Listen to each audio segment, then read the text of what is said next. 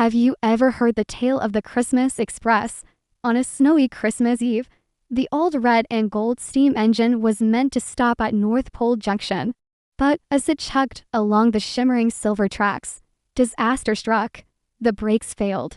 The train just kept going, faster and faster. A runaway ribbon of light against the dark winter sky. Inside, children pressed their faces against the frosty windows, their breath fogging the glass. Conductor Klaus, the great-grandnephew of the famous Santa, was in a frenzy. He pulled every lever, twisted every dial, but nothing worked. The train's whistle shrieked in panic. A sound so loud it scattered reindeer grazing on the clouds above. The grown-ups, seeing the fear in the conductor's eyes, began to worry, and soon, their whispers turned to tears.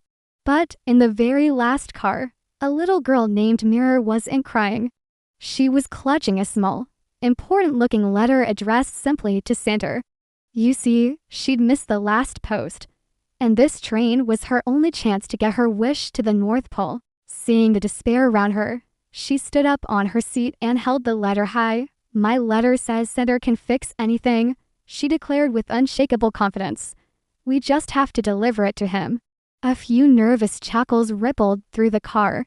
But then silence fell. What other hope did they have? A hand reached out, then another. The letter began its journey, passed from passenger to passenger, car by car, a tiny beacon of hope traveling up the length of the speeding train. Finally, it reached Conductor Klaus, who took it with his soot-blackened gloves, without a second thought.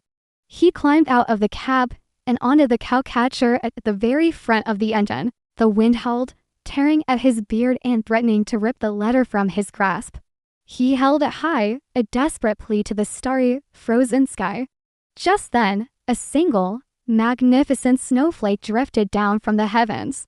It was larger and brighter than any snowflake they had ever seen.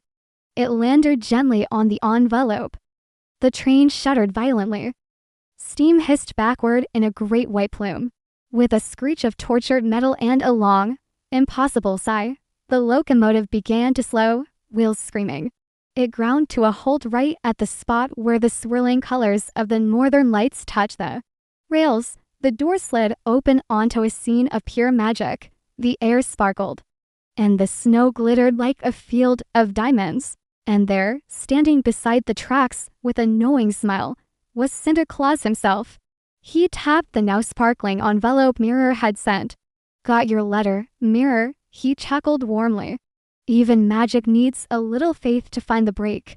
The children poured out of the train, their fears forgotten, their laughter echoing in the crisp Arctic air, stepping into a Christmas that had waited just for them. And far behind them, the Christmas Express blew its whistle one last time, a soft, grateful sound.